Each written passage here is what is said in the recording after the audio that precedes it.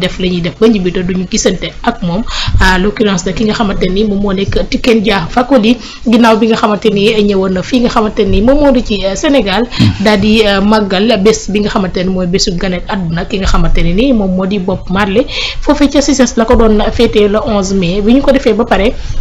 moom dafa dem seeti ki nga xamante ne ni moom la premier ministre Ousmane Sonko ñu daal di dajee daal di waxtaan mu yëkkati ay kaddu yoo xamante ne ni da ko daal di jëmale ci ki nga xamante ni moom moo di le premier ministre Ousmane Sonko moom moo ko daal di wax ay kaddoom ci site rencontre historique et inspirante hier à Dakar. Merci au premier ministre Ousmane Sonko de m'avoir reçu. C'est le peuple qui a le pouvoir mais il ne le sait pas. Quand il le saura, il gagnera tous les combats. moom Tiken Jah Fakoly moo daal di posté loolee ginnaaw bi mu demee seeti le premier ministre Ousmane Sonko naka nga gisee yooyu kàddu boobu témoignage bu mu def ci le premier ministre Ousmane Sonko. Oui, Tiken Jah un très grand artiste. C'est vrai le 11 mai bi la ñëwoon pour effectivement fêter anniversaire décès wu Bob Marley. Donc muy 11 mai ñu koy fêter chaque année man nag le 11 bi j'ai pas fêté que Bob Marley, j'ai aussi fêté Omar Blondin Diop. nga xamante ni moom également c'était le jour d'anniversaire de sa mort, voilà. Donc mi ngi noonu léegi Tiken Jah en fait c'est un Africain, un artiste boo xamante ni son leadership ak thème yi nga xamante ni moom lay porter à chaque fois sorewul trop ak thème yi nga xamante ni moom la ñuy développer au sein de la politique de Pastef, parce que en réalité bokk na ci li nga xamante ni mën na def ay changements profonds, mën na même sax conduire à la révolution ou à la réforme dans une société da cee bokk la politique, parce que si tu as une volonté politique de changer les choses et que effectivement ñu dénk la puissance de l'État, même si tu n'as pas la puissance de l'État mën nga effectivement changer toute une société, et je vais donner tout à l'heure des exemples. Beneen affaire mooy la religion, c'est-à-dire religion mën na fekk une société boo xamante ni préétablie avec ses dogmes et ses croyances mu ñëw changer ko tout autour. Je vais également donner des exemples. Beneen affaire mooy l'art, xam nga ci biir art nag dafa am musique, n'est-ce pas? Donc ci biir musique nag dafa am ay genre musique yoo xamante ni généralement ce sont des genres yoo xamante ni subversifs ou des genres yoo xamante ni de résistance. Tey jii boo jëlee musique bu mel ni blues, c'est-à-dire il est né des esclaves yi nga xamante ni ñoom ñoo nekkoon effectivement ci biir tool yi ñu xañ leen seen identité, jëlee leen Afrique yóbbu leen Amérique, changer seeni tour et cetera. Maintenant bu ñu daan wane seen mélancolie, wane naqar gi ñu am et tout ça, loolu moo jur la musique blues. Donc musique boobu nekk musique bu douce mais avec des paroles parfois qui sont subversives ci biir. Maintenant ñuy dox ba à un certain moment il y a d'autres genres musicaux yoo xamante ni ñoo génn ci yooyu daf ci bokk li ñuy tuddee la musique reggae ak le hip hop mooy rap. Là également ce sont des genres musicaux yoo xamante ni de résistance yoo xamante ni li leen tax a jóg c'est pour lutter contre l'oppression, lutter contre effectivement nan laa koy tuddee la séparation, n'est-ce pas? Donc ci genre yooyu nag daf Tiken Jah ci benn ci yooyu la ci ne mooy reggae. Boole ci Tiken Jah nekk effectivement un Africain qui est né après les indépendances, parce que mi ngi judd en 1968. Donc après les indépendances li ñu seetlu mooy ñi nga xamante ne dañ ci judd màgg ci ba tollu benn niveau bi, après ils ont été des générations yoo xamante ni dañoo étudier ñu mel ni ay Cheikh Anta Diop, xam la ñu mel ni ay Aimé Césaire ak ñooñu seen. Donc ñooñu ñoo dem ba nekk à un certain moment cette génération décomplexée bi nga xamante ni dañuy jóg pour coûte que coûte conscientiser les Africains, xam la conscientiser leen également ci la puissance ak la richesse bi nga xamante ni moom moo nekk en Afrique. Conscientiser leen parce que après bien évidemment les tirailleurs yi nga xamante ni demoon nañu ci première guerre mondiale ak deuxième guerre mondiale xam ni nakate tubaab bi ñu doon craindre et tout ça, nakate tubaab bi day ragal, day tiit, day daw, day feebar, day dof, day def lépp loo xamante ni africain da koy def, day nàcc, day daw di laqatu ci ginnaaw africain ak yu demee noonu. Ça a été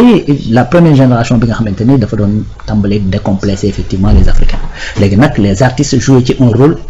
éminemment effectivement important, un très grand rôle. Léegi nag ce très grand rôle là des artistes ñi nga xamante ne ñoo nekk dans le hip hop et dans le reggae dañ cee bokk. ci ñooñu nag mën nañ ci lim ku mel ni Tiken Jah Fakoly, mën nañ ci lim ku mel ni par exemple Alpha Blondy, mën nañ ci lim ku mel ni l'autre maa ngi fàtte sax turam, le sud-africain maa ngi fàttali turam xam naa après turam dina ñëw ci sama bopp wala sinon internet yi nañ ma ko kiiwal ci commentaire yi donc mooy ki ñu dañ ko assassiné après sax à la suite d'une agression mu ngi noonu maintenant cette musique reggae là dafa jouer ci loolu ci cette conscientisation ce réveil des consciences en Afrique c'est-à-dire ce panafricanisme ce patriotisme africain voilà da cee jouer léegi nag loolu bu ñëwee tombeek effectivement un courant politique boo xamante ni li muy prôné mooy le panafricanisme li muy prôné mooy le patriotisme africain li muy prôné mooy le patriotisme national su boobaa pour mu matcher dafay yomb te léegi nag dafay am ay influence imbriquée beneen partie bi ma doon wax mooy la religion tey ku ne xam na ni tey li may wax naan religion dafa bokk ci yi nga xamante ni mën naa fekk une société changer ko du tout autour ku ne xam na ni boo demee à la Mecque à un certain moment ci giir gi ñuy wax Quraysh ay idole lañ doon jaamu ay xërëm mais bi yonent bi ñëwee ba indi message am ba yi fi xew fa yépp tey jii boo demee Arabie Saoudite duñ la waxee ñii daan nañ jaamu ay xërëm doo ko gëm parce que effectivement c'est le berceau même de l'islam donc religion également dafa bokk ci les puissances yi nga xamante dañuy mën a changer une société tey boo ñëwee fii ci Sénégal nga jël par exemple à un certain moment keroog ba Serigne Touba di bind xasida gi tudd par exemple xaatimatu munaajaat ku ne xam na ban effectivement situation moo taxawoon yaa ngi dégg bañ na ko ba sëriñ bi am na bayitam bu siiw bu muy wax mooy bi muy wax lil xaadatil bi muy wax lil Moustapha nawaytuma yu jadditu sunnatuhu xaraar wa inni ahmad donc c'est-à-dire bu nga xamante ni ñëw na dafa amoon yéene yeesalaat donc loolu également dafa bokk ci soubassement yi nga xamante ni moom moo jur la société sénégalaise bi ñuy gis tey mooy y avait des confréries yoo xamante ni fekk nañ fi benn société boo xamante ni xawoon naa am ay jafe-jafe sur le plan de certaines valeurs yoo xamante ni tubaab yi sax ñooy ñëw effriter certaines valeurs parce que quand on prend les valeurs ceddo soriwuñu trop ak effectivement les valeurs yi nga xamante ni mooy les valeurs yi religion yi di défendre sorantewuñu lool sauf que dans l'imaginaire populaire def nañu ba dugal ci bopp nit ñi que ni ceddo moom foo caaxaan def lu bon naan sàngara xam nga et cetera moo nekkoon seen quotidien fekk ne tel n'est pas le cas donc valeur ngor jom fulla fit fayda voilà véridique yooyu yëpp effectivement ay valeurs ceddo la te yooyu c'est des valeurs yoo xamante ni dafay matcher avec les différentes religions yi nga xamante ni moo fi nekk mais à un certain moment aussi diine ji jëloon nañ ko dugalee ko noo xamante ni dem ba def ci benn syncrétisme boo xam ne da ngay waaru donc kilifa yi may wax muy mag ñu baax ñi bi ñu ñëwee yeesalaat loolu donc à un certain moment ils ont changé tout donc voilà la puissance effectivement de la religion ñu mën a changer une société modelée ko autrement la puissance effectivement de l'art et à travers la musique et à travers la musique les deux musiques yi ma lay wax wala trois mooy blues mooy reggae mooy jazz plutôt bon jazz sax c'est kii la hip hop tu vois donc en plus de ça politique la volonté politique xam na donc Tiken Jah ak le premier ministre Ousmane Sonko en réalité ils font partie de cette génération des après indépendance nga xamante ni nekkuñu mag trop mais nekkuñu ay xale loolu ñi nga xamante ni dañoo juddu lire ay Cheikh Anta Diop lire ay Omar Blondin Diop lire ay Aimé Césaire ak yu demee noonu c'est-à-dire am la volonté ferme de libérer une bonne fois pour toute l'Afrique n'est-ce pas donc loolu boo xoolee sax dafa commencé bari en Afrique boo demee Burkina Faso loolu moo fa am ça a commencé avec Thomas Sankara xam nga boo demee au Mali actuellement c'est ce qui se passe nga dem au Niger c'est ce qui se passe Gabon Sénégal xam nga ba ci Guinée bii ñu gis Mauritanie fu mu toll nii l'ancien président est en prison pour ay xam nga donc cet élan là actuellement moom moo am en Afrique libérer coûte que coûte l'Afrique effectivement du joug de l'Occident parce qu'en réalité on sait que ce qui se passe mooy que ni Occident ils ont compris que pour continuer à maintenir dans la domination l'Afrique il faut juste les séparer voilà yow waaso bi nga yéen ñaar war leen war a mën a ànd war leen war a mën a bokk dëkk diviser pour mieux régner sauf que nag la politique parfois quand elle est consciente la religion également quand elle joue le rôle du mu war a jouer et effectivement cette musique là dont on parle c'est-à-dire c'est fédérateur ça rassemble moo tax boo xoolee nag ku mel ni Tiken Jah au-delà des frontières il est né en Côte d'Ivoire il a grandi suma juumul en Guinée day def bëri na tànk Sénégal donc cette transversalité là dafay aider les peuples à mieux à mieux comprendre effectivement lan mooy intrinsèquement seen valeur lan mooy intrinsèquement seen opportunité lan mooy intrinsèquement seen doole seen puissance ba buñ ci comprendre xam ni dañuy xam ni ka ñu jàppoon ni sans moom duñu dem aujourd'hui en réalité kooku moo dul dem sans ñun loolu nag bu ñu waxee dëgg te wax dëgg rek mooy que ni at yu mujj yi le PASTEF ak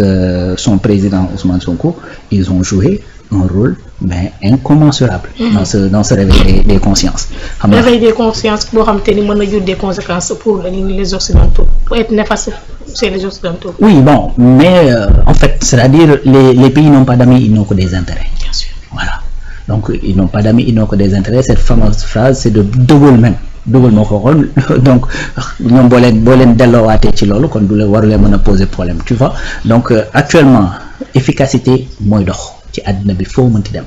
nan laay def ba sama peuple nekk ci jàmm ak salaam voilà léegi nag loolu encore une fois li tax rencontre par exemple Tiken Jah mi ngi koy fàttaliku bi nga xamante ni daje nañu fële au Canada Ousmane Sonko demoon fa di xoole ay militants moom mu demoon fa pour concert et cetera donc également plusieurs concerts def na ko soutenir li nga xamante ni moom mooy le PASTEF bi nga xamante ni nekk nañ ci jafe-jafe yi beneen affaire mooy Tiken Jah ak les reggaeman ku ne xam na ni ils sont toujours ci côté peuple bi c'est-à-dire toujours loolu la ñuy prôné la force c'est le peuple te boo xoolee moom li ko gën a neex ci Sénégal ni mu doxee man seetaan naa ko d'autres vidéos yoo xamante ni mi ngi ko ci témoigner mooy à un certain moment yi fi jaxasoo woon na mais peuple moo taxaw ne ñun lii lañ bëgg tey rek il l'a encore rappelé voilà les peuples moo choisir ay dirigeants ne ñii nañ dem